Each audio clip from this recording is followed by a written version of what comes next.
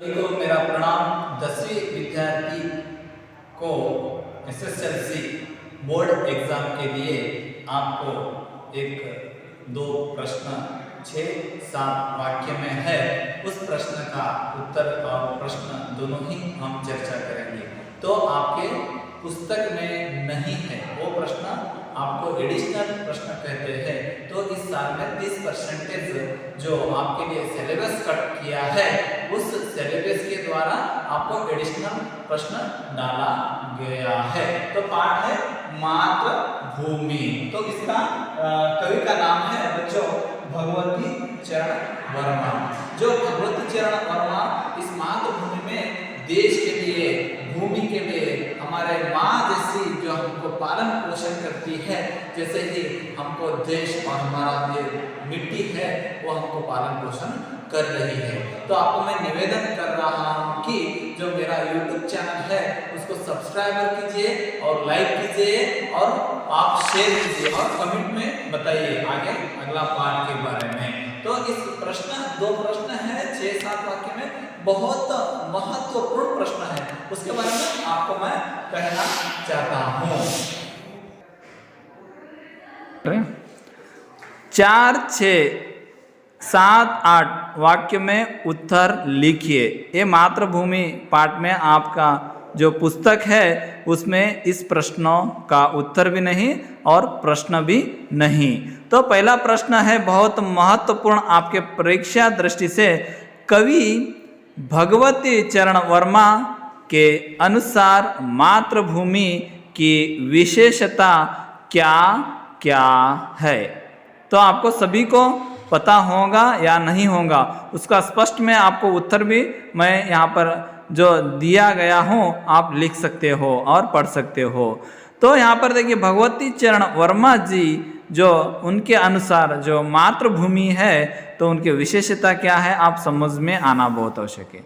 तो यहाँ पर इसके विशेषता बच्चों देखिए, मातृभूमि की गोद में क्या है आप सभी को पता है, गांधी, बुद्ध और राम जैसे महान व्यक्तियों के सहयोग से इस मातृभूमि का अच्छा काम हुआ है। यहाँ के खेत और कैसे है, हरे भरे है, क्या है, हरे भरे है और सुहाने है, और वन उपवन का फलों के लिए युक्त के लिए मातृभूमि क्या कर रही है, यहाँ पर खनिजों का संपन्न की व्यापकता धन से बांट रही है। यही इस प्रश्न का उत्तर है।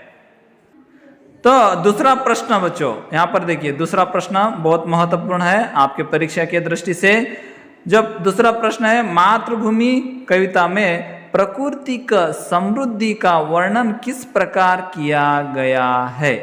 तो ये प्रश्न पूछेगा या अथवा इसमें दिया गया हूँ और टिक भी किया हूँ।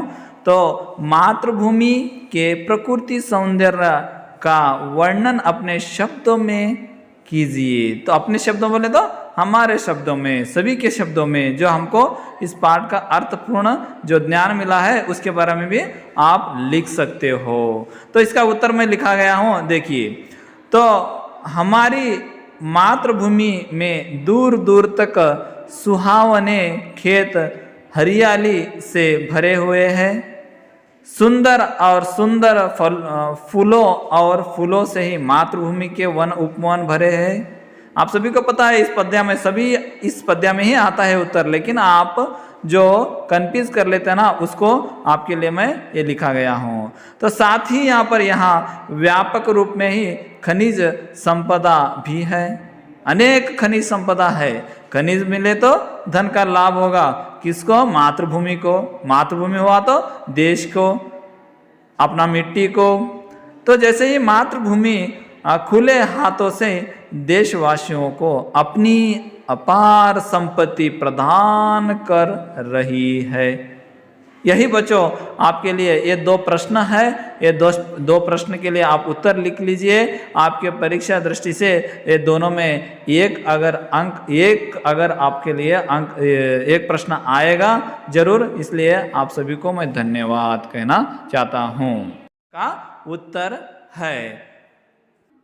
तो दूसरा प्रश्न बच्चों यहाँ पर देखिए, दूसरा प्रश्न बहुत महत्वपूर्ण है आपके परीक्षा के दृष्टि से।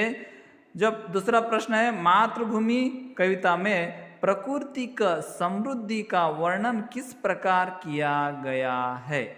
तो ये प्रश्न पूछेगा या अथवा इसमें दिया गया हो और टिक भी किया हो तो मातृभूमि के प्रकृति सौंदर्य का वर्णन अपने शब्दों में कीजिए। तो अपने शब्दों बोले तो हमारे शब्दों में, सभी के शब्दों में, जो हमको इस पाठ का अर्थपूर्ण जो ज्ञान मिला है उसके बारे में भी आप लिख सकते हो। तो इसका उत्तर मैं लिखा गया हूँ, देखिए। तो हमारी मातृभूमि में दूर दूर तक सुहावने खेत हरियाली से भरे हुए हैं। सुंदर और सुंदर फूलों और फूलों से ही मातृभूमि के वन उपवन भरे हैं। आप सभी को पता है इस पद्य में, सभी इस पद्य में ही आता है उत्तर, लेकिन आप जो कंफ्यूज कर लेते हैं ना उसको आपके लिए मैं ये लिखा गया हूँ। तो साथ ही यहाँ व्यापक रूप में ही खनिज संपदा भी है, अनेक खनिज संपदा है। खनिज मिले तो धन का लाभ होगा, किसको? मातृभूमि को। मातृभूमि हुआ तो देश को, अपना मिट्टी को। तो जैसे ही मातृभूमि खुले हाथों से देशवासियों को अपनी अपार संपत्ति प्रदान कर रही है। यही बच्चों आपके लिए ये दो प्रश्न है। ये दो प्रश्न के लिए आप उत्तर लिख लीजिए। आपके परीक्षा दृष्टि से ये दोनों में एक अगर आपके लिए एक प्रश्न आएगा जरूर, इसलिए आप सभी को मैं धन्यवाद कहना चाहता हूँ।